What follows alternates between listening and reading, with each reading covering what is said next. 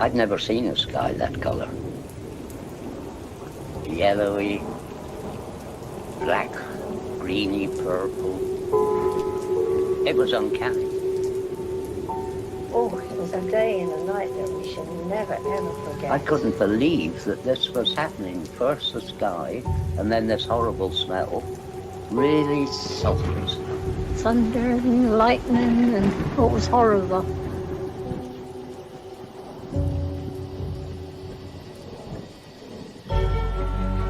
We're in very great danger from the pollution that's coming down over us. And we've been led astray by the military-industrial complex. Dangerous chemicals over us from Is the government experimenting with our weather? That's the question at the heart of a phenomenon called chemtrails, now getting widespread attention.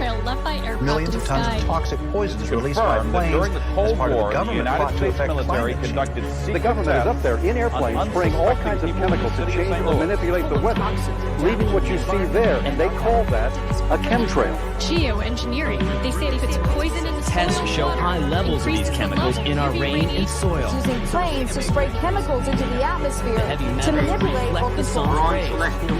And that's why health department records show a sharp increase in barium and aluminum in California's water supply. We shall propose further cooperative efforts between all the nations in weather prediction and eventually in weather control.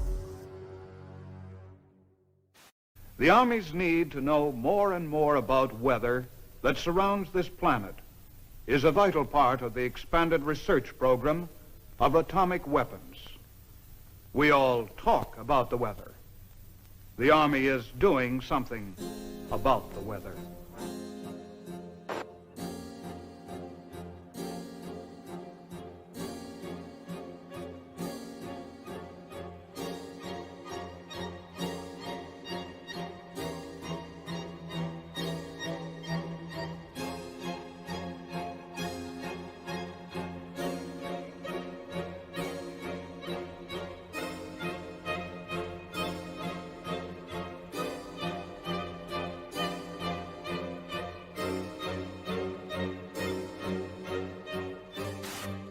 I would like to take you into the laboratory and show you a few of the experiments that led us to our outdoor experiments in converting clouds into snow.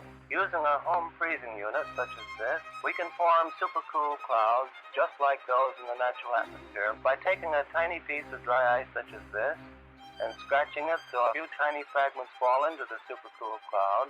Long streaks develop. The particles grow very fast. They grow about 1 billion-fold in volume in a few seconds. Many millions of snow crystals form, and we get the same effect as is produced by dry ice. Dry ice is not particularly important as far as the fact that it's CO2.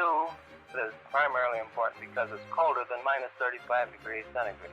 This is a picture of the first cloud that we seeded back last November. Flying in a small Fairchild plane, and putting dry ice from a small dispenser in the bottom of the plane, and within minutes saw long streamers of snow falling from the base of the cloud and evaporating into the drier air below. Under many conditions, of course, full-fledged snowstorms will be produced in this way. Nature at last has permitted to do a little something about the weather. Using Schaefer-Langmuir techniques, the Army Signal Corps and Office of Naval Research began conducting many of these experiments. In 1947, Project Cirrus expanded to test cloud seeding on a hurricane traveling eastbound 350 miles off the coast of Jacksonville, Florida. They dropped 80 pounds of dry ice into the raging storm, only to realize that the hurricane suddenly changed direction and began traveling back towards the United States. Savannah, Georgia, was hit by record-breaking winds of up to 85 miles per hour. More than 1,500 people were left homeless, and at least 2 people died. The total damage was reported in the millions of dollars, and the project and its participants were blamed for what happened. On the night of the 15th of August, 1952, the worst flood in British history swept through the tiny seaside village of Lynmouth. 90 million tons of water devastated the area, killing 35 people and leaving over 400 homeless. 40,000 tons of boulders were dragged off the moors, destroying houses and cars. Reporters spoke to squadron leader Len Otley. He confirmed that he worked on Project or Operation Cumulus, which was also referred to as Operation Witch Doctor. What's more, in mid-August 1952, Alan Yates, a lecturer at Cranfield School of Aeronautics at the time, was asked to take part in cloud seeding experiments. According to Yates, the artificial rain fell over Lynmouth and washed the village into the sea. Newly declassified documents prove that Project Cumulus was indeed going on the day of the flood that year. Project Skyfire, a U.S. forestry research operation concerned with the study of lightning and all of its manifestations. Project Skyfire is aimed at lightning fires in western Florida. In detail, the manner in which your work involves you in the dispersion of clouds, which happen to have some effect on, or rather bring about thunderstorms or what have you. Could you tell our audience something about that type of work? Laurie, we're conducting experiments in cloud seeding aimed at determining whether or not weather modification techniques might possibly prevent lightning fires. We carry this work on by seeding clouds with silver iodide nuclei. We disperse silver iodide from specially developed generators located either on the ground or on aircraft. Our experience has been that we can do the best job through aircraft seeding. Again, man looks to his own efforts to increase the flow of water. Since the 1946 experiments of Dr. Vincent Schaefer, we have known that some clouds can be modified through seeding to yield additional precipitation. In 1961, Congress directed the Bureau of Reclamation to begin a long-range study of cloud seeding with the aim of eventually augmenting the nation's supply of water. The program, called Project Skywater, continues at many sites throughout the United States. Eventually, if the research program proves successful, the methods learned will become part of our nation's integrated water resources program. In 1962, during the Vietnam War, American forces responded with Operation Ranch Hand. Over the next 9 years, spraying an area about the size of Massachusetts with defoliants, the most notorious being Agent Orange. Large swaths of Vietnam were left barren. Enough food to feed 600,000 people for a year has been destroyed. Despite this sudden devastation, U.S. officials said the spraying created no lasting harm. Milton Ross, a Special Forces advisor near Pleiku, has a son born without the tips of his fingers. North Vietnam charged today that defoliants have produced many instances of miscarriages, congenital defects, and monstrosities among children. The Vietnamese government insisted the cause was Agent Orange. Although that war was long ago, there is lingering anger about the United States' use of a controversial defoliant spread by American aircraft on the jungles there. An epidemic of birth defects, brain damage, and rare cancers still affecting hundreds of thousands of Vietnamese today. According to environmental studies, high levels of dioxin could still be found in the soil in certain areas and had seeped into nearby lakes. Agent Orange was a safe product when it was used in the Vietnam War, and it's a safe product today. I got something to say. I want to know how come the fascist pigs have been seeding the clouds. Right. Last hour the airplanes going over twice with all the smoke coming out of them seeding the clouds. And I want to know, why that stuff is going down, man. And why doesn't the media report that stuff to the people, man? I'm telling you what happened. The planes come over for an hour and a half and they seed all the clouds. People of unknown origin were seeding the clouds over the I don't know what they hope to prove, man. Project Storm Fury assembles a team of highly trained scientists and technicians to fly into mature hurricanes. Scientists working on the project were convinced that they could reduce hurricane devastation using a process called cloud seeding by spraying the thunderclouds inside the hurricane with a chemical called silver iodide. This would become known as the Storm Fury hypothesis. The seeding planes fly across the eye and into these clouds, seeding the supercooled water droplets from the belt of maximum winds outwards. As the silver iodide turns the supercooled water into ice, the heat released during this process causes the seeded clouds to grow and develop into a new outer eye wall.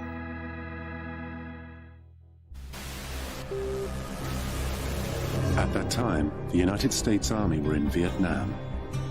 Pierre Saint-Amand was part of the team assembled in a top-secret cloud seeding operation known simply as Project Popeye. In May 1967, as monsoon clouds developed over the Ho Chi Minh Trail, Armand and his team put their new weapon to the test. We ejected the material so that it fell into the growing part of the cloud, and it rained very heavily out of it, and everybody was convinced with that one experiment that we had done enough. Project Popeye had opened the door to a new and dangerous type of warfare. Some said, if you control the weather, you can control the world. Military planners imagined loading the clouds with radiological, biological, or chemical agents and having them rain on demand. They could attack your enemy using the weather, but deny ever doing so. Allegations were made that cloud seeding had not only made jungle paths impassable, it had also killed thousands of innocent people. But this didn't stop governments from continuing to explore ways of modifying the weather, sometimes for highly questionable purposes. And that message calls for new frontiers, new visions. It calls for us taking the steps now that will make us no longer second in space and in science. It lays the predicate and the foundation for the development of a weather satellite that will permit man to determine the world's cloud layer and ultimately to control the weather, and he who controls the weather will control the world. It lays the steps that's necessary to provide a nuclear rocket that will produce benefits that are so unlimited that I couldn't tell you about them if I had all that. July 1976. Strange, unexplained blackouts in worldwide communications plague the globe and are covertly transmitting extremely low-frequency waves, otherwise known as ELF waves. It's called the Russian woodpecker because it was essentially that sort of clicking, pecking sound. In 1982, a report by Pentagon researcher L. Ponte alleges the Russian woodpecker signal is actually creating layers of artificial ionization in the upper atmosphere, which means it could have been bending the jet stream and altering global wind patterns. There's been a lot of research in military labs over what you can do with putting radio waves into the atmosphere. Some of the research indicates that one can move the jet stream around and thus induce weather conditions. It's no coincidence that the United States began building its own mysterious array of antennas. HAARP is the High Frequency Active Auroral Research Project, originally a joint effort of the Air Force and Navy in cooperation with a number of academic institutions. Of 180 antennas, approximately 72 feet tall, linked together to function as one giant steerable antenna. Steerable because it can aim millions of watts of ELF waves into one tiny patch of the atmosphere. HAARP is one of several ELF wave transmitters located all over the globe. Working in tandem, these transmitters alter the weather anywhere in the world, potentially changing the jet stream's course entirely. The intense energy being beamed into the sky by HAARP sends pulses of ELF waves into the ionosphere. The waves get reflected back down and pass through the Earth and ocean. But HAARP's startling potential doesn't end there. It's linked to a strange phenomena occurring in our skies. On clear days, you can often see long white lines being traced high in the sky. They are contrails of jet aircraft, actually long, slender clouds. Weathermen are finding them especially fascinating because a theory is being developed that those long white lines may be changing our weather for the better. Details from Roger O'Neill. The exhaust from jet engines, usually seen as long, thin trails of white clouds behind high-flying jet airplanes, may be a big reason why there are 30 fewer days of sunshine a year in the Midwest now than there were in 1900. The daily range between high and low temperatures has also narrowed. In the absence of natural clouds, Given the correct atmospheric conditions, jet aircraft in high frequency can almost completely cover the atmosphere with clouds. No one is trying to make clouds now using jet engines, but this study suggests that jet travel is inadvertently making our days more cloudy. And someday, weather researchers may be able to use jets on purpose to change our weather. Roger O'Neill, NBC News, Champaign, Illinois. And finally, a federal report today predicted possible catastrophic warming of the Earth by the 1990s with a strong climate change. Hurricane Gloria is moving on the East Coast tonight like a monster out of a science fiction film. 3,000 homes went underwater, and of those, almost 900 were destroyed. From 1987 through 1992, California experienced the most severe drought in the state's history. According to NOAA, an anomaly occurs in the jet stream. The winds appear to change direction, blowing east to west instead of west to east, indicating the jet stream coming into the west is suddenly much weaker than normal, causing a drought. By 1995, the jet stream returns to normal. Here there were huge problems with flooding, intersections and parking lots underwater, homes threatened, people trapped in the river that you see out here behind me, forcing those dramatic rescues. This U.S. Air Force report graphically outlines the military's desire to exploit and manipulate the weather for the purposes of war by the year 2025. According to one of the most harrowing lines in this report, quote, "Weather modification is a force multiplier with tremendous power that could be exploited across the full spectrum of war-fighting environments."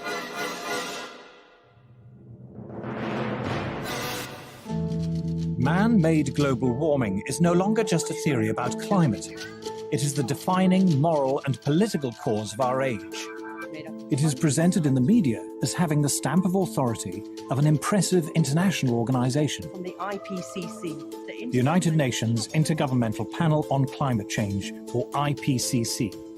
I've often heard it said that there is a consensus of thousands of scientists on the global warming issue and that humans are causing a catastrophic change to the climate system. Well, I am one scientist, and there are many that simply think that is not true. The final conclusions are politically driven. This claim that the IPCC is the world's top 1,500 or 2,500 scientists, you look at the bibliographies of the people and it's simply not true. There are quite a number of non-scientists. And to build the number up to 2,500, they have to start taking reviewers and government people and so on, anyone who ever came close to them. And none of them are asked to agree. Many of them disagree. Those people who are specialists but don't agree with the polemic and resign, there have been a number that I know of. They are simply put on the author list and become part of this 2,500 of the world's top scientists. People have decided you have to convince other people that since no scientist disagrees, you shouldn't disagree either. Climate scientists need there to be a problem in order to get funding. We have a vested interest in creating panic because then money will flow to climate science. It's become a great industry in itself. And if the whole global warming farrago collapsed, there'd be an awful lot of people out of jobs and looking for work. There's one thing you shouldn't say, and that is, this might not be a problem. If you go to page 119 of the president's budget, he's anticipating generating $646 billion in new tax revenue from this bill.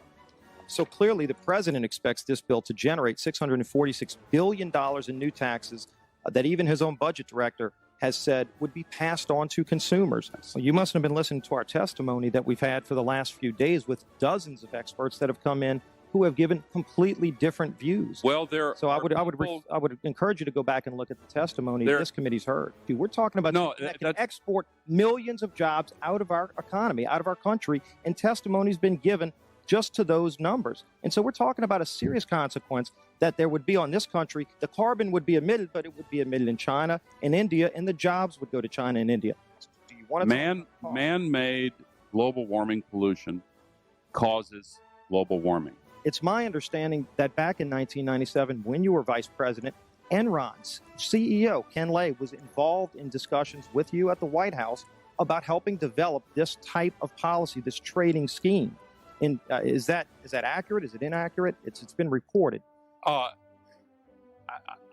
don't know, but I met with Ken Lay, as lots of people did, before anybody knew that he was a right. crook. And clearly, you can see why so many of us are concerned about turning over this country's energy I didn't know him well enough economy. to call him Kenny Boy. You knew him well enough to help devise this trading scheme, and obviously we know what Enron and these big guys on Wall Street like Goldman Sachs, and I know you've got interest with Goldman Sachs. No. These people, well, that's been reported. Is that not accurate? No, I wish I did. I'm saying that there are going to be big winners and big losers in this bill. And I think that should be noted, that companies like Enron helped come up with this trading scheme that would Enron.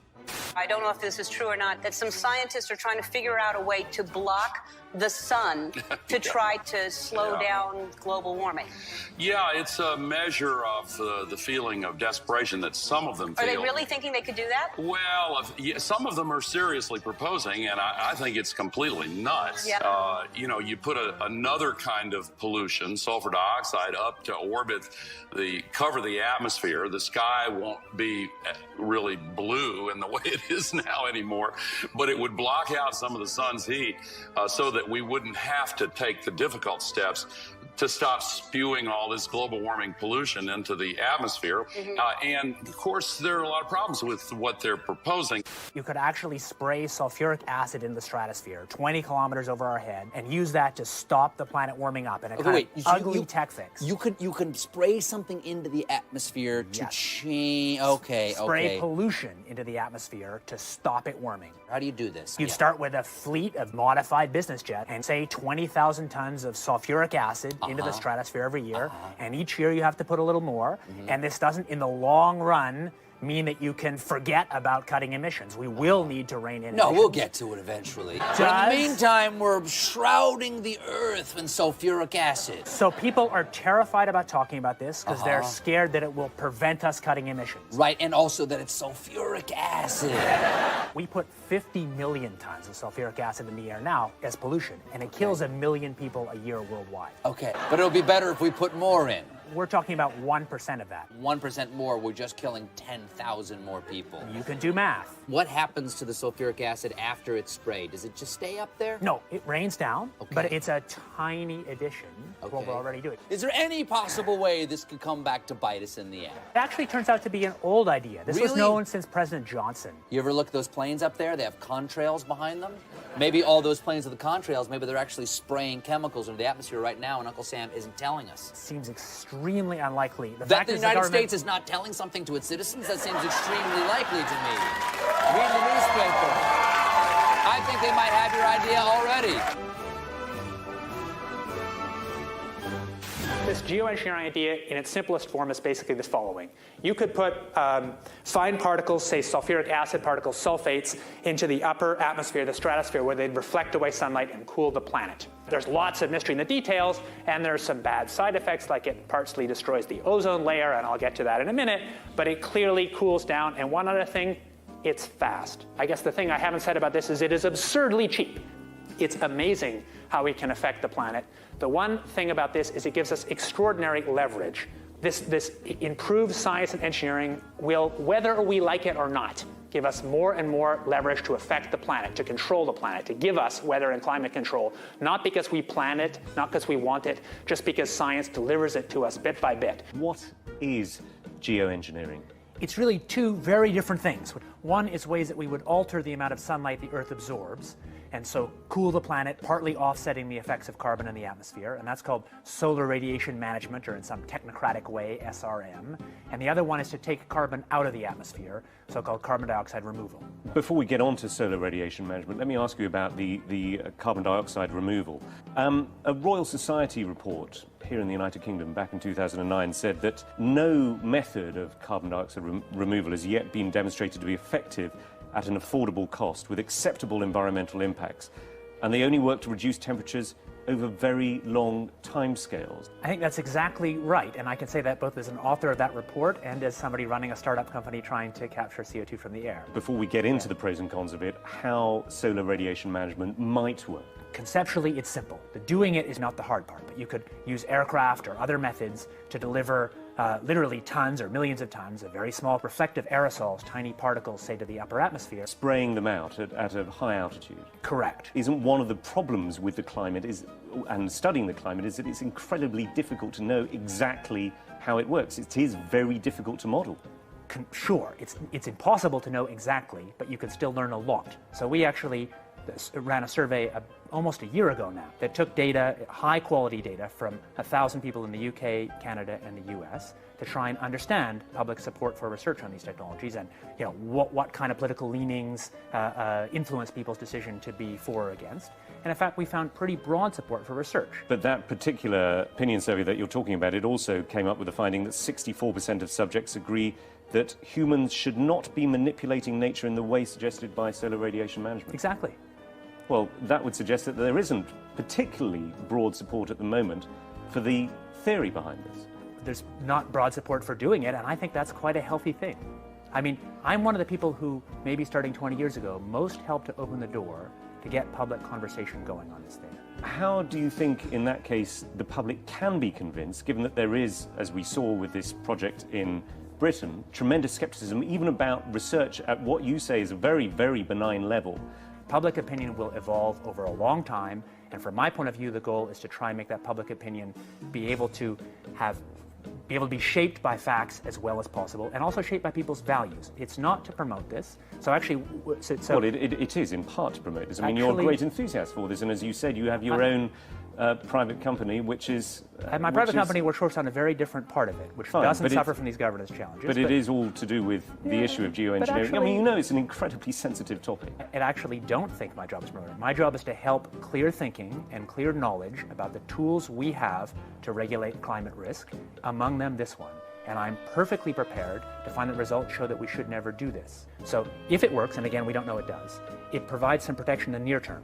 Isn't there a problem, though, that you could end up with different effects in different parts of the world? I mean, you could, for example, find that although you're reducing the amount of sunlight and the amount, therefore, that the Earth is warming up, rainfall is affected in different ways in different parts of the world. Absolutely. Essentially, the scientists and technocrats, including myself, I guess, are helping to invent a thermostat knob. But it's much easier to invent the knob than to figure out who should be in charge of it in a world with many states. No, indeed, and I want to come on to the governance, but I want to ask specifically about the science of this, which is how far can you tell whether the effects of solar radiation management are then going to cause perhaps a catastrophic loss of rainfall in a certain part of the world. At the moment, it seems to be hazy, this. I think it's not as hazy as that. So using exactly the same climate models as we've used to estimate the problems with CO2 in the atmosphere, the underlying climate problem, we've applied those same models and same techniques to look at this. And the results so far, I have to say, look pretty good. That's why we're paying any attention to it. Richard Branson himself, who owns the Virgin Airline Group, was quoted back in 2009 in the New York Times saying, if we could come up with a geoengineering answer to this problem, we could carry on flying our planes and driving our cars. Is going to cost a lot of money. And yet I mean, let's be clear here, you and your company are after Branson's money. The cheapest thing to do is to use the atmosphere as a waste dump. And if we want to stop doing that, we must have laws that restrict the ability to use the atmosphere as a waste dump. My question is, are you not concerned that you and your company, Carbon Engineering, is looking for money from people like Richard Branson? It's funded, I think, in part by Murray Edwards, who is a key figure in tar sands, which is seen as one of the dirtiest fuels on the planet. It is. Are you not slightly concerned about the people who you're getting into bed with? I'm happy to take money from serious folks who have a broad set of interests. No problem. First of all, I should say, for work on SRM, on these very high leverage technologies that have security concerns, I believe there should be no private action, there should be no for-profit action. I believe it would make sense for SRM to actually restrict or eliminate the possibility of patenting. Isn't your company involved in several patents at the moment? This is the difference. So for capturing CO2 from the air, that's an encapsulated small technology, which can be regulated by the normal laws. It's inherently expensive, so there's no risk of sucking all the CO2 out of the air because it costs so much. Any technology you have that removes CO2 will have local risks, maybe unacceptable risks, but those risks can be managed by the normal local risk management we have. So I think that I'm happy to see private action on cutting emissions by making solar power or electric vehicles or capture from air. I'm not happy to see public action on technologies with this huge leverage, like putting particles in the stratosphere. I'll tell you a little bit about some new work we've been doing, thinking about how you actually might put aerosols in the stratosphere. The novel method we've been thinking about, or it's not novel at all, it's actually exactly what happens from aircraft contrails, is that we put a condensable, a few megatons a year of sulfur would be enough to produce sort of 4 watts per square meter radiative forcing directly out of the back of an aircraft. There's a huge literature in the nanofabrication world about making fine particles from low vapor pressure gas, and there's nothing very hard in terms of aircraft engineering. If you go to aircraft engineers, and we've done this, they say that would be easy, we could do this if you want us to. We've mostly thought about sulfur, and there's a lot of good reasons to think about sulfur, because sulfur's what nature does, at least in this version of the model, is if you put sulfur in continuously, you actually get a remarkably ineffective result. Nevertheless, there might be some good reasons to think about alumina. The big deal really is that alumina has 4 times the volumetric rate as sulfur, but roughly 16 times less the coagulation rate. So you could get away, we think, with much smaller mass flow. The little picture is from a nanofabrication study, which shows you can make high-quality alumina particles just by spraying alumina vapor out, which oxidizes. So it certainly seems pretty cost-effective and easy to do this with aircraft that are not very different from conventional aircraft. High-class business jets like the Gulfstream have wing designs that are very efficient. So with slightly different engine choices, they can easily deliver large weights up to sort of 20 kilometers or a little higher. And you could do that by either building new versions of these aircraft or even re-engineering existing aircraft. We have engineering firms that can do it. So you go to an engineering firm and you want this done. They don't say this is hard or unusual. They say, okay, yes, we could do it. Once you realize you can make things by direct condensation from vapor, then all sorts of different compounds are possible. But it's much, much harder to actually figure out the environmental risks and effectiveness of these new methods than it is to cook them up. Aerosol geoengineering looks like it is so cheap that the cost is basically not going to be an issue. That means that implementation decisions will be risk-to-risk decisions. So the key factors are this is fast, it's cheap, and it's inherently imperfect. It cannot compensate for the amount of CO2 in the air. On a commercial basis, I do absolutely no proprietary commercial work on solar radiation management because I think such work would be wrong. Solar geoengineering refers to a set of technologies that could allow humanity to deliberately increase the planet's reflectivity, and so partially offsetting the temperature changes and other climate changes that come from the accumulation of carbon dioxide. Solar geoengineering can be very inexpensive. The cost might be something like $10 billion for the whole planet. That sounds like a lot of money each year, but in fact that's something like 1/10,000th of global GDP. This next story is so unbelievable, we didn't think it could possibly be true. But after receiving thousands of records and declassified reports from the Army, it's confirmed that during the Cold War, the United States military conducted secret tests on unsuspecting people in the city of St. Louis. Lisa Martino-Taylor's life work has been to uncover details of the Army's ultra-secret military experiments carried out in St. Louis and other cities during the 1950s and 60s. This study was secretive for a reason. They didn't have volunteers stepping up and saying, yeah, I'll breathe zinc cadmium sulfide with radioactive particles. These Army archive pictures show how the tests were done in Corpus Christi, Texas in the 1960s. In Texas, planes were used to drop the chemical, but in St. Louis, the Army placed chemical sprayers on buildings and station wagons. City officials were kept in the dark about the tests. The Cold War cover story was that the Army was testing smoke screens to protect cities from a Russian attack. Clearly, they went to great lengths to deceive people. By making hundreds of Freedom of Information Act requests, she uncovered once classified documents that confirmed the spraying of zinc cadmium sulfide. The greatest concentration of this compound was sprayed near the Pruitt-Igoe housing complex just south of downtown St. Louis. It was home to 10,000 low-income people, and an estimated 70% were under the age of 12. Martino-Taylor claims they all unknowingly inhaled this compound morning, noon, and night, so the government could measure its effects on their lungs. So this is in violation of all medical ethics, all international codes, and the military's own policy at that time. And Venezuelan leader Hugo Chavez has once again accused the United States of playing God. This time it's Haiti's disastrous earthquake that he thinks the U.S. was behind.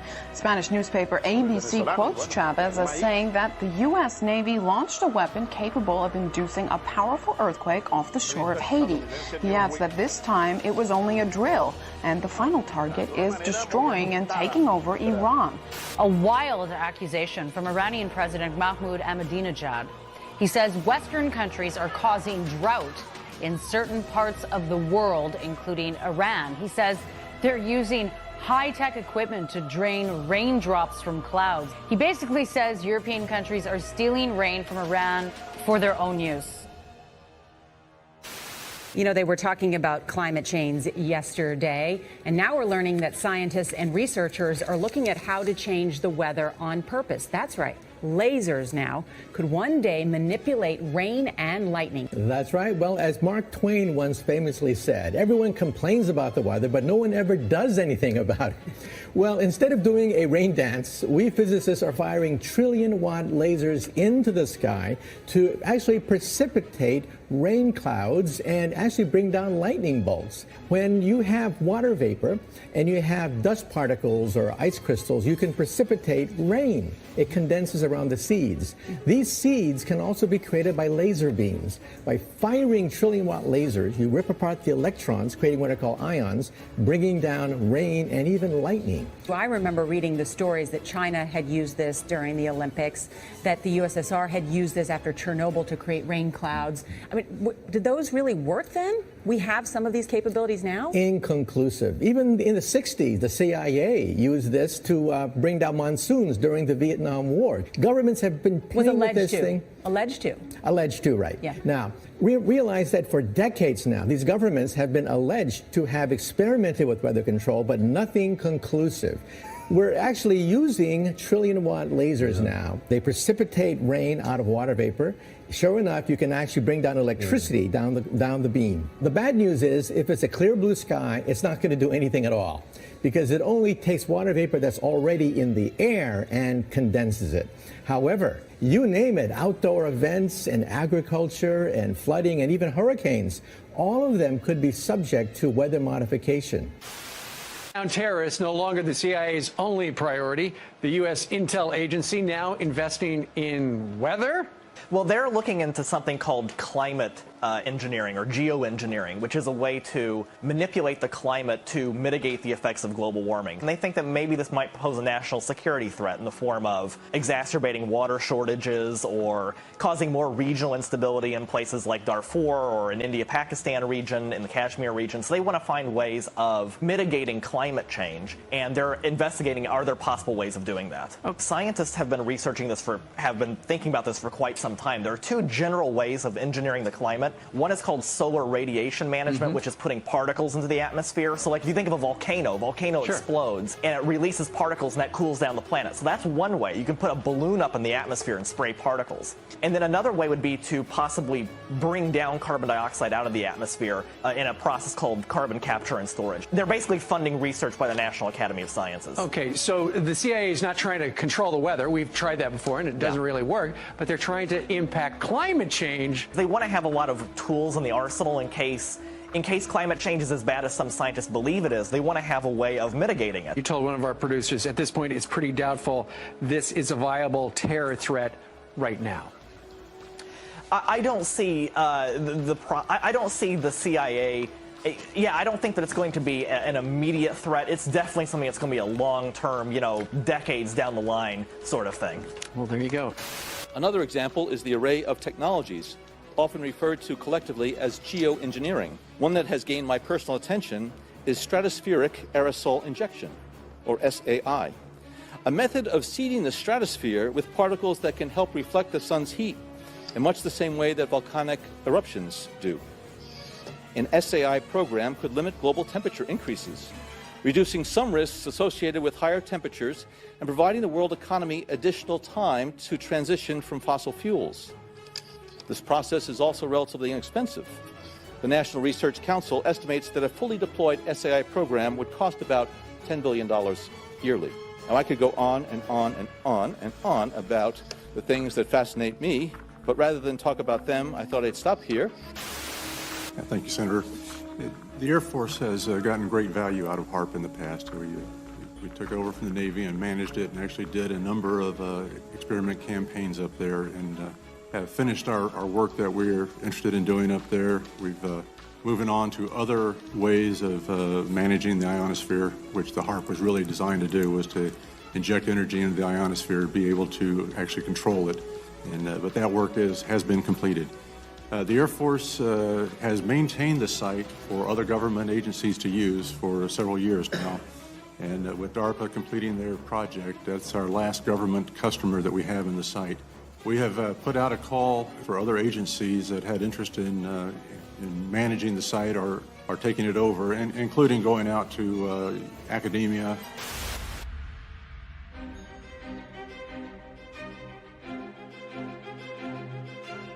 International corporations are modifying our weather all the time, and they're modifying it in ways that cover thousands and thousands of square miles. Programs are impacting microclimates needed for our crops to survive and needed for pollination.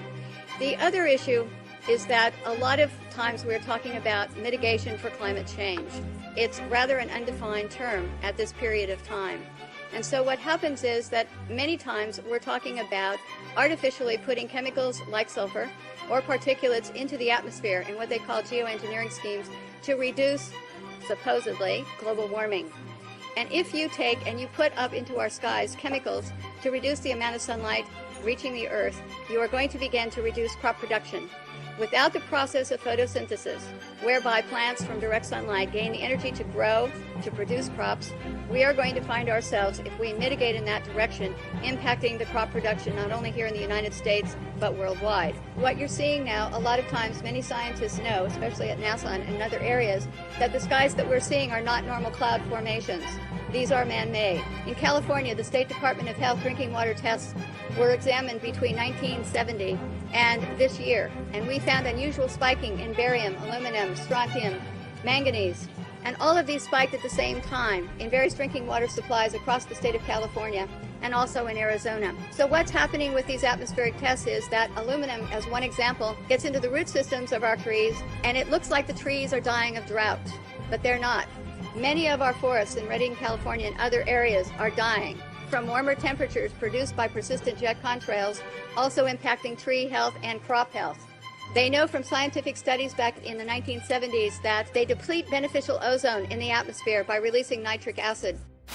The death dumps, otherwise known as chemical trails, are being dropped and sprayed throughout the United States, in England, Scotland, Ireland, Northern Europe, and I have personally seen them not only in the United States but in Mexico and Canada. Birds are dying around the world. Fish are dying by the hundreds of thousands around the world. This is genocide. This is poison. This is murder by the United Nations. This element within our society that's doing this must be stopped. I personally have observed the planes in Lincoln, Nebraska at the Air National Guard. They have no markings on them. They're huge, bomber-like airplanes with no markings. This is a crime. Crime against humanity, crime against America, crime against the citizens of this great country. What is wrong with Congress? This has an effect on their population and their people and their friends and their relatives and themselves. What's wrong with the pilots who are flying these airplanes? They're dumping this crap, this poison, on their own families. Somebody in Congress has to step forward and stop it now. Thank you. I'm Ted Gunderson. I conducted air sampling, I conducted soil sampling, and I was getting high levels of these contaminants. When I started asking the question again under a new commander, I never in my life thought I would have somebody look me in the face and tell me, "Is there something wrong with you? You've been looking really depressed lately. You know I can put you under a mental evaluation for up to 120 days. Who would take care of your daughter?" Because I was divorced at the time. As soon as I heard that, I knew. It validated everything I ever thought. And I thought, I've spent 9 years of my life trying to protect human health, and here we are violating law after law after law. Just sitting here, instead of protecting the people, we are poisoning the people. And you ask yourself, if this is true and we are spraying the people, where are the pilots? Where are the people? I don't know if you pay attention, but look at Snowden. Look at Manning. People don't come forward because these supposed Whistleblower Act protections that you have are not enforced, they're not supported, and they really don't exist. Geoengineering is occurring, it's been occurring, it is not new, and your tax dollars are funding this. So it is unethical every day for all the other people that are out there that work in preventive health, or even physicians that aren't speaking about this. They need to. The biggest hurdle that we have is disinformation sites. I never say them, but I'm going to today, so that you know if anyone ever gives these to you as a reference to debunk you, it's Metabunk and Contrail Science. Those are two websites that are ran by a government shill named Mick West. He is a computer gaming programmer who tries to tell you about persistent contrails. So somebody who isn't even credentialed in chemistry or physics or ecology, none of that, is trying to tell you that you're crazy.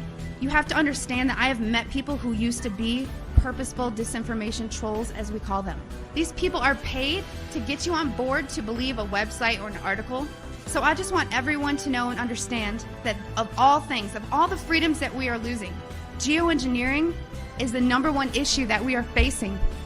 Because you can have guns and money and you can have everything. If you don't have food and water and you are dying of respiratory or neurological illnesses, what does it matter? So you've heard about vaccines and you'll hear, about smart meters and you'll hear about other issues. These are all systemic effects. We are getting overexposed to toxins. People will tell you fluoride's in the water, but it's not a lot. It is a lot because you're getting it everywhere in your food, water that you drink, and you're getting it in your vaccines. Our bodies cannot metabolize these toxins. There's the debate. Is it a condensation trail or a chemical trail, something with an additive in it? And I couldn't fight the chemical trail issue for a long time. Give me a reason, give me a motive. And so I started time-lapsing the sky. And there was this one day where I saw a series of planes go by, but one trail persisted and the others didn't. And as that trail slowly faded away, 2 other planes came along. One hit the exact end of it, and another went through the middle. How could these planes be aware of, or better yet, even be remotely concerned with what's going on with the debris from another plane?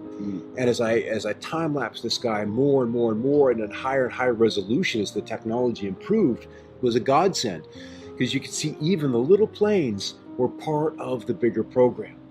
So they had to be at a precise place at an exact time to reveal a disturbance in a trail that may have only been in the sky 10 seconds. It went beyond correlation. And we're dealing with a massive, massive ballet in the sky. Yeah. We've got a program that is loose on the planet and is this guise of climate change, but it is this program we're seeing at work. As I became more aware of technologies, I looked at these clouds, at these patterns with different eyes, with a different understanding. And what I've learned is that these chemtrails help the technology align these patterns, align these vibrational structures which direct our weather today. When I found out about this first, I couldn't believe that I had never seen it before, because I'm from County Wexford, which is known as the sunny southeast in Ireland, and we have always boasted the highest sunshine hours in the country, and we are also underneath one of the busiest air corridors in the world.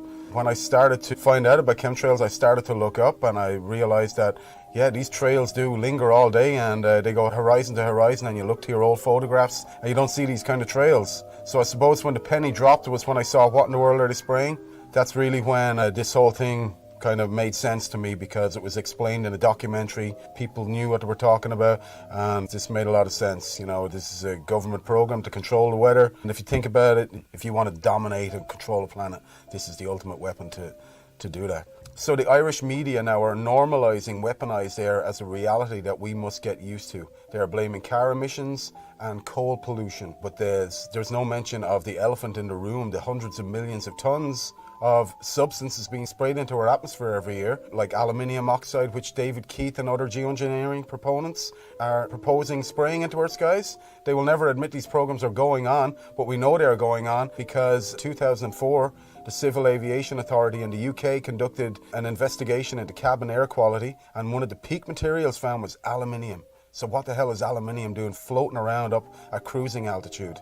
So now Monsanto miraculously have an aluminium-resistant seed that can grow in aluminium-contaminated soil. Why would they have such a thing unless they knew of a problem that was down the line are already happening. Last year in 2015, a study came out of Keele University in the UK, and bees were found to have had massive high quantities of aluminium in their brains. This is a big problem. We need bees to keep the food chain sustained and to keep it alive. And now Monsanto have recently bought a bee research company called Biologics in 2012.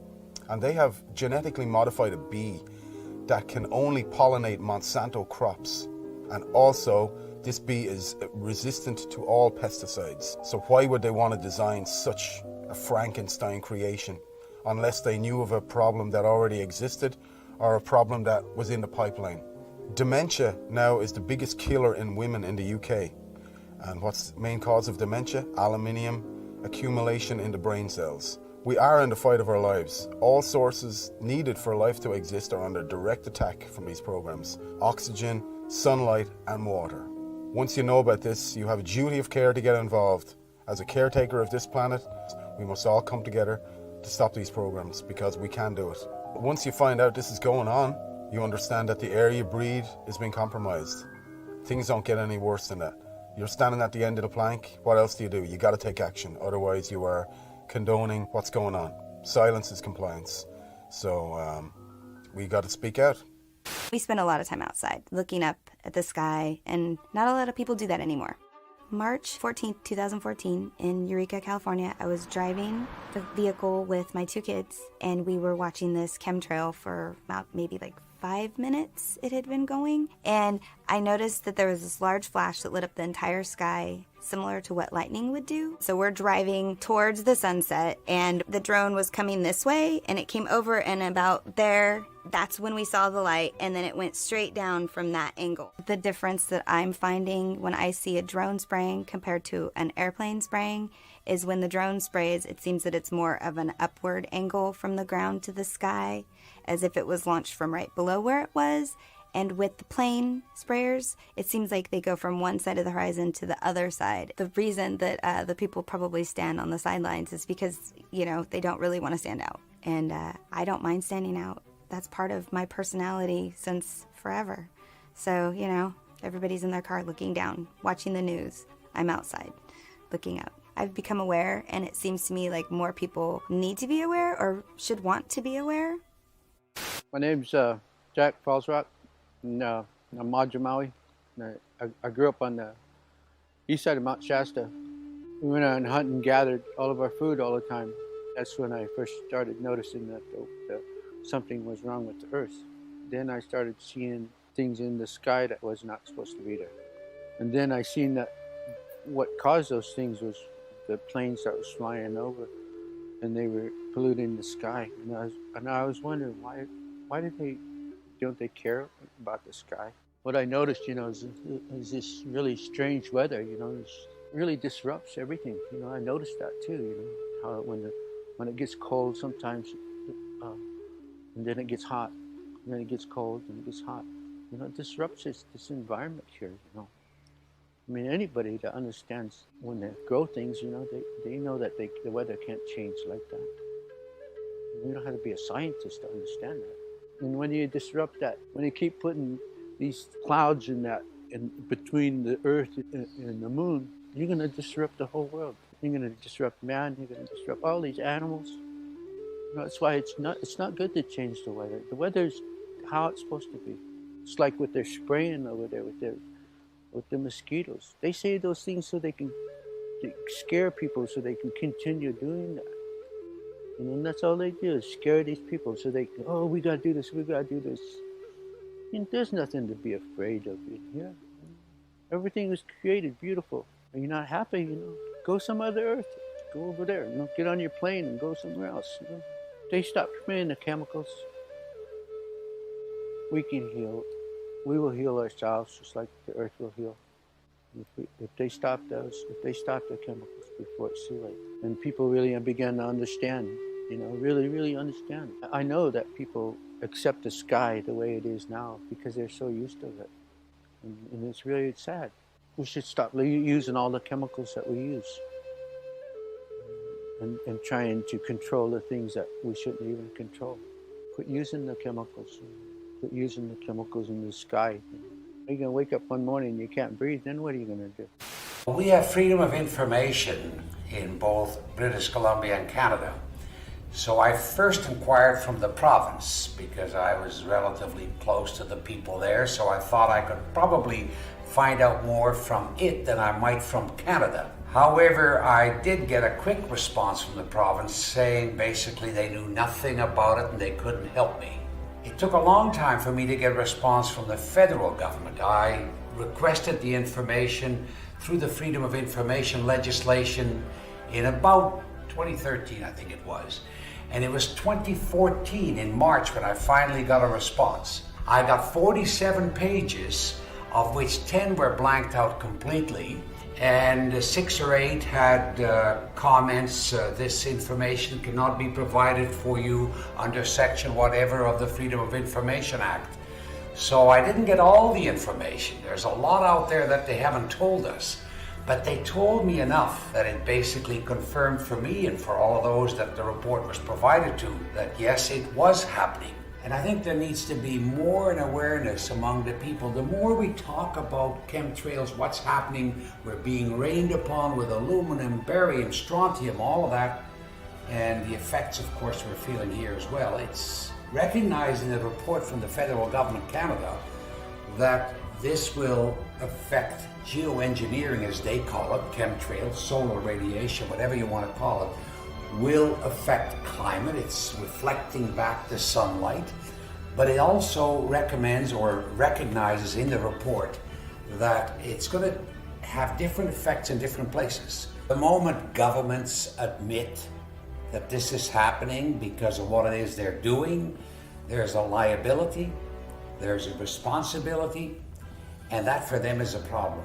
So as long as the people are relatively quiet and they're more interested in a football game, a baseball game, or whatever it is today, as I said earlier, create an awareness. And I point to the sky every time I see the chemtrails, and whomever with me will know that those are chemtrails. If I'm not doing it, my wife will certainly do it. Lillian points it out every time to everyone, and that needs to happen.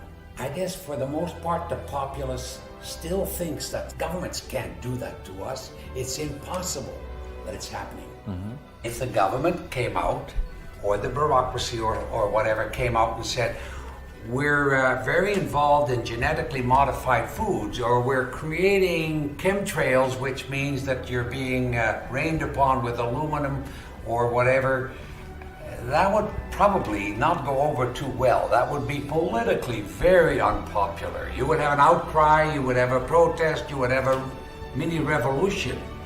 So they're going to try and keep it down as much as possible. You're not going to see a whole lot of politicians or bureaucrats jumping on it. The pressure is going to have to continue on. There's got to be a lot of it. It obviously, the result will be enormous public awareness. Once aware, they're going to fight it. They're going to be on our side. We're going to be together on the issue. That's important. I first got into chemtrails when I had some solar panels fitted onto my roof, and I noticed on the days that the sun was out, it was great. 4 kilowatts, happy days. And then I noticed some days it got down to 1 or 2 kilowatts when actually the weather forecast sun. I'd never taken much interest in the weather until I was earning money out of it. And then when you find out you've earned only a fifth of what you should have earned according to weather forecast, then something wasn't quite right. And I'd never heard the word before, chemtrails. And then when I went and looked it up on YouTube, I couldn't believe that somebody would actually spray the sky with lines deliberately. And yet, as the weeks went by, I found out absolutely it's true and they were doing it. And it was costing me money. There's other subjects that have come along in the meantime when I thought, is there anything that could be done to stop this? And having found other subjects, people like Wilhelm Reich's name was coming up, and even later Tesla. Wilhelm Reich, very, very clever person in as much that he realised there's an energy in life that's very, very powerful and important and is related to good health. And after many years of investigation, he found out there were some fantastic properties to this, and he called it orgon, which is related to ether. Other people came along, people like Trevor Constable, who looked at generating and changing the weather with certain pieces of equipment. And this isn't the use of chemicals, this is actually the use of equipment which reacts with ether, and it's perfectly 100% natural. Wilhelm Reich actually found out there was amazing cures with ether, and one of them was cancer. He actually cured the people that the hospitals discarded and put them on the scrap heap basically and says, we can't cure you. And Wilhelm Reich virtually cured every single one of them. He understood what ether was about. And how he found out about the cancer is that when you change the frequencies of DNA, the DNA loses all its instructions. And that means that the DNA grows distorted and it can't grow the way that it should grow. In other words, if it's part of your skin or it's supposed to be part of your kidney, it grows into a deformed piece of the body that shouldn't even be there. But by correcting the frequency, the DNA goes back to grow how it should do. And that's one of the amazing things he was working on. Tesla proved beyond any shadow of a doubt that he can actually tap into the energy which is already there. And what I mean by that is when you have two opposing potentials, you can tap in the difference between the two potentials, and that's your energy that you're actually creating. Now, Tesla said something that I thought was very interesting. I only found this out recently.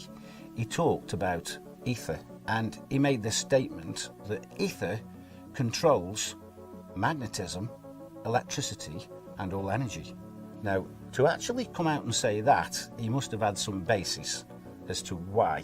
We know that Tesla based all his works on facts and many, many experiments.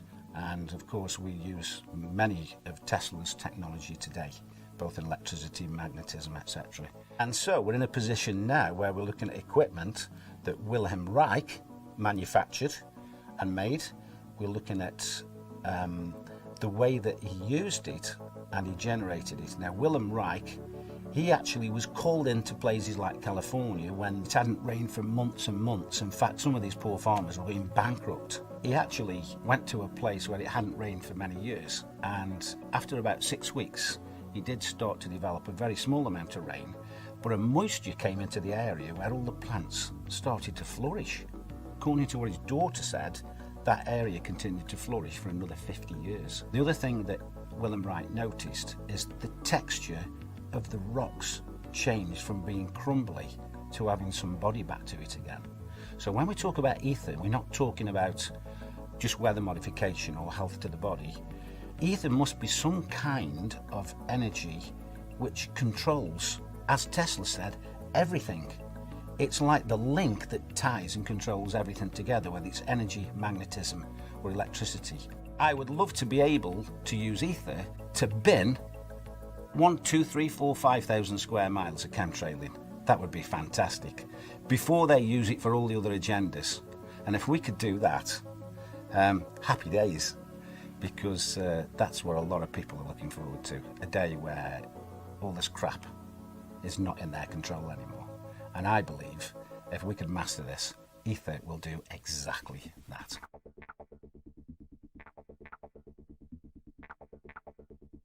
Tonight we're going to talk about this. We're going to talk about the sickness behavior. We're going to talk about why people are having these problems. We're going to talk about how the trails are affecting us, because they are now. There's no doubt. Even the EPA said so. They just made mention of it about, a couple months ago, actually, last summer. They admitted it. The EPA said it's affecting you. 888-673-3700. That's 888-673-3700. I'm Clay Lewis.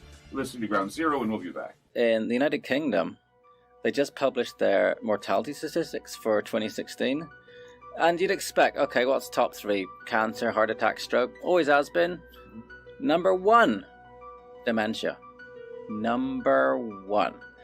Which of course includes Alzheimer's, which is caused by aluminum. They found carbon nanotubes in Parisian lungs. In Turin, half of the children had severe DNA damage from nanoparticulates.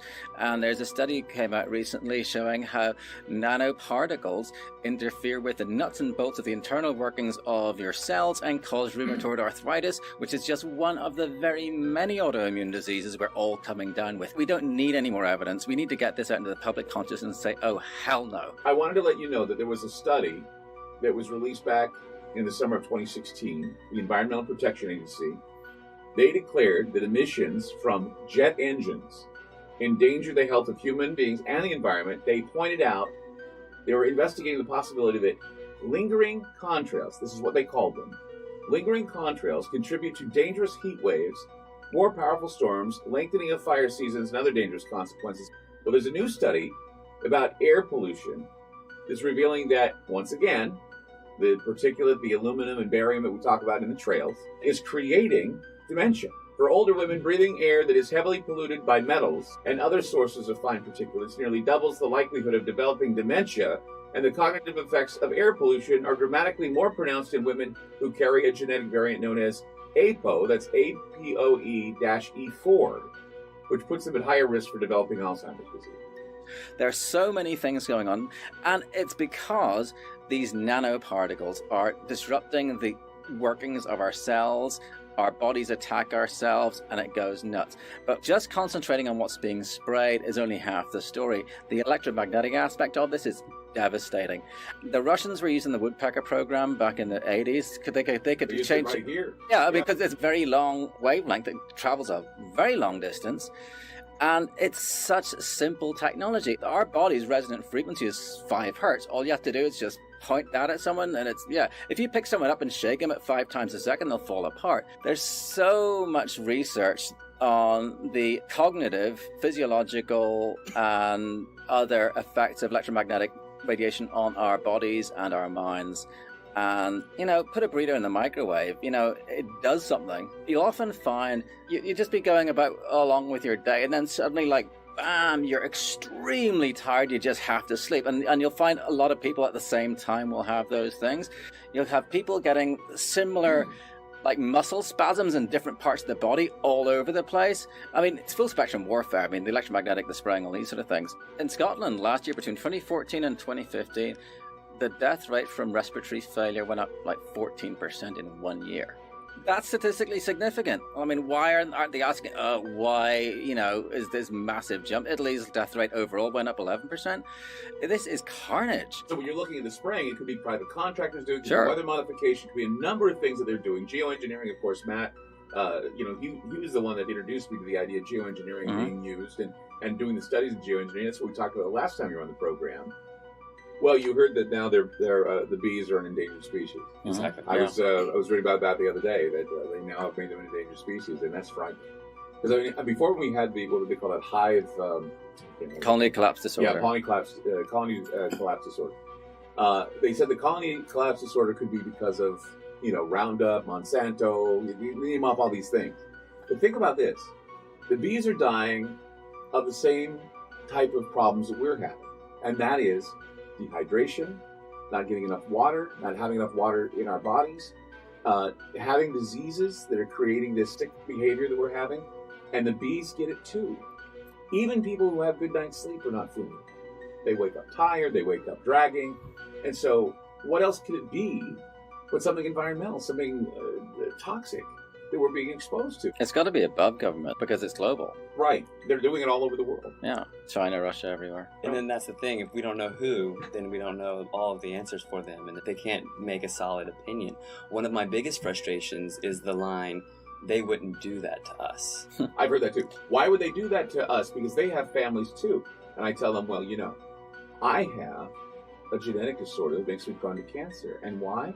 Because they were testing nuclear weapons in the West Deserts of Nevada, St. George, Cedar City area in Utah.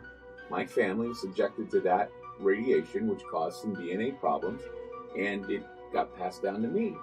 And your son. Yeah, and my son. They did that because they felt that was more important than the lives of people. Spend a few bucks, get your rainwater analysis, you can get your hair analyzed, and I have footage of these sprayers, and they show up on flight radar. I don't know any airline that does not spray. They aren't told, oh, by the way, turn this switch when you get to a certain point. It's all done centrally. There's plenty of patents where the substance actually gets injected into the exhaust. I mean, there's a US Navy patent called the powder contrail generator. There's so much freaking evidence. It's insane. Technocracy, this is a crackpot idea dreamed up in the 1930s. They wanted to replace the economic system with an energy-based thing. But if you have a gold-based economy, you know how much a loaf of bread is worth in compared to the amount of gold there is. But with energy, you have to know how much energy is being stored, transferred, whatever, at all times. Hence, smart meters, smart every freaking thing. Reject it. The official line on this whole thing is, oh, we're all going to die from global warming, and we might just have to spray sulfates into the sky to reduce global warming. David Keith, Ken Calder, and Alan Roebuck are the three main guys who go out to do this stuff. They'll only talk about sulfates. But their own papers say, actually, sulfates don't work. They stick together, they fall out of the sky. Instead, you got to use nanoparticulate aluminum, barium, strontium, magnetite, and so on. And this character, Dave's research, according to US Code 50, Section 1520A, I think, it's legal to spray chemical and biological warfare on a civilian population as long as you call it research. So it's banned as warfare, but you can do it in your own populations. So I think all the spraying is generally done by people's own militaries. What they're doing is they're establishing a geoengineering governance regime. It's a self-proclaimed regime. They asked for papers to identify things like, should we even involve the UN? Should we take into consideration human health impacts? What role will public perception and opinion play while we establish this solar geoengineering governance regime, self-titled regime? So Patrick and I, we independently submitted papers. I hired a PhD. My paper delved into the human rights aspect, that we have the right to environmental decision-making participation. Both of our papers were, of course, rejected. It is their plan to do full-scale deployment. They claim that all of the research that we've been seeing, these grid patterns, are research. They're admitting to it. The chemtrails, the geoengineering, the solar radiation management, okay, and now you can even look up the Solar Radiation Management Governance Initiative, SRMGI. Okay, it's an initiative to govern their solar radiation management, which is chemtrails, which is geoengineering. So these people are meeting, 24 scientists behind closed doors, to develop the plan for the regime to take hold to go full-scale deployment. Some days don't have chemtrails, right? Some days are clear. And really, the more clear days you get in a row, the more likelihood it is that you're going to get a grid pattern coming up. But this irregular pattern of appearance where you not only have no lines in the sky, but you also don't have the air traffic. Okay, listeners, feel free to look up at your sky, look at that air traffic, see those days where there's nothing going on. And this irregularity in the appearance it's the clue, it's the first clue for the newbies. Chemtrails are also called solar geoengineering, it's also called solar radiation management, it's also called stratospheric aerosol injections. Okay, and what they like to do is they like to confuse us with the terminology. It's all one thing, right? It's all chemtrails, it's all geoengineering, it's all solar radiation management, stratospheric aerosol injections, whatever word you want to give it, it's all treason. It's very, very obvious that chemtrail does not behave like an actual cloud formation. It forms out and fades into a milky haze, all right? Irregular pattern of appearance, the number of trails seen simultaneously at a given time. When you're sitting out there and it's a normal day and then all of a sudden a dozen planes show up and grid the sky, whereas you've seen 3 planes all day, something is going on there. That's it. It's that simple. How come all of a sudden all the planes show up at once and zigzag the sky? We got broken trails, all right? Things are going on where they're mixing chemicals in the sky. They're using the atmosphere as a laboratory. That is a quote from NASA. Using the atmosphere as a laboratory. Okay, the exhaust is often coming where the engines are not. Okay, this wakes the people up. In 1983, we had 50 companies, right? 90% of the media. 1983, 50 companies encapsulated the 90% of the media. Now it's been consolidated down to 6 companies. Those 6 companies are owned by just a couple families. Everything is controlled. They hand a script to the entire nation. And your local broadcaster is reading something that was planned to build your mental construct to control the way you think about everything. A child's happiness is priceless, especially on a birthday. A child's happiness is priceless, especially on a birthday. A child's happiness is priceless, especially on a birthday. A child's happiness is priceless, especially on a birthday. Well, child's happiness is priceless, right? Especially on a birthday. A child's happiness is priceless, especially on a birthday. A child's happiness is priceless, especially on a birthday. A child's happiness is priceless, especially on a birthday. Civil society actors that, quote, manifest the will of the public. They call these astroturf because almost everything has been co-opted. They contemplated how they were going to convince us that we need solar geoengineering to block out the sun. They say society is lousy at strategy, but we are not. A few suggested that to shift the conversation in productive ways, geoengineering will be characterized publicly as a terrible choice. We'll start the conversation by introducing them this problem, and we'll tell them that it's a horrible idea. Problem, reaction, solution. So here they come out immediately. Geoengineering, a horrible idea. Geoengineering climate fixes could harm billions. During this short time frame, Forbes magazine, Washington Post, chemtrails are not real, showing a picture of chemtrails. So if you're new to this, you're being educated by your trusted news sources, okay? And they're telling you there's nothing to see up there, don't worry. But wait in 6 months, they're gonna tell you they've got a cure for global warming, and it's identical to what they have proven to you does not exist. Geoengineers to spray sun-reflecting chemicals from a balloon. They think that we're so dumb that we see the lines coming out of the planes, we see these rare halos going around the sun, and then all they have to say in the newspaper is, well, we're gonna use balloons, don't worry. Geoengineering gets green light from federal scientists, 2017. March 25th, we've got new clouds for you, 12 of them. 12 new clouds? And how does this correspond to this entire agenda push? And the name for these vapor trails, Homo mutatus, which literally means man-made. The World Meteorological Organization has decided to add 11 new cloud classifications. That's to their international cloud atlas, and this is a big deal because it is the first time they've added anything in 30 years. Forget being on cloud 9, we are on cloud 12 because that's how many new types of clouds have been added to this historic update coming from meteorologists. I'm a little biased, right? Exciting stuff, guys. All right, so the new types include the Volatus or roll cloud, which has been designated as a whole new species. You can see it gets its name from this long horizontal tube-like shape. Next one up, we have the cavum, or the hole punch cloud. This big circular gap is sometimes caused by aircraft taking off and landing. Very easy to see, right? Makes sense there. And we also have the Spiritus. These are gorgeous. It's actually my favorite. It's kind of looking like it waves while you're underwater. I mean, these are actually beautiful. I mean, check these out. And then finally, we also have the big surfer waves of the Fluctus cloud. So beautiful, right? There's just a sample of the new additions that we have. Meteorologists, sky watchers, daydreamers, we're all geeking out, guys. The meteorologists are all part of that same program. They're all getting handed a script and they're told to read it and they have no choice. And already it's time for governance, okay? This is something that they just shoved down our throats for the past few months, and they say they're gonna be doing it in the future, and they say don't worry that it's not real 6 months ago. Now they're already talking about how are they gonna govern it. They're pushing this agenda full speed ahead. They're already talking about how to govern something that we're still slowly waking up to, that they're gonna be doing it to us publicly. This very small group of globalists claim that they have the exclusive rights to saving us and that we don't get it and they do. This is all of our skies, this is all of our air, this is our children's future. Everybody is involved here, all right?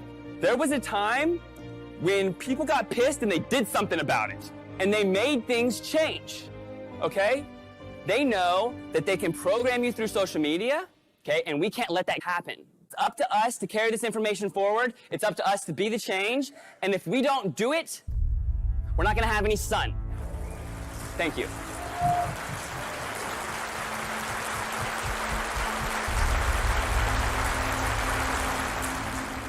For in the final analysis, our most basic common link is that we all inhabit this small planet. We all breathe the same air. We all cherish our children's futures, and we are all mortal. Geoengineering, chemtrails, forced vaccinations, population control, weather modification, war games. We have not given consent. You cannot spray the atmosphere with toxic chemicals and expect no ramifications. These chemicals go into our food, our air, and our water supply. Ill effects of these have been recorded as headaches, flus, breathing problems, skin problems, and my major concern is Alzheimer's disease. Aluminium causes nerve damage. Fluoride in the water works with aluminium in the air to cross into our brains. At this moment, about 24,700 young people around the age of 30 and above have Alzheimer's. In the next 10 years, 400,000 people in Australia will have dementia. It is now the third leading cause of death in Australia. About 10 years ago, I did a degree in environmental management. It's concerning to me that in that short time, we were brainwashed to believe in population control, that our Earth could not sustain itself if we didn't intervene. The Earth has enough resources for everyone. We need to change our thinking, but also change our actions. If you have never heard of these terms before, then please start looking at the sky and make your own decisions.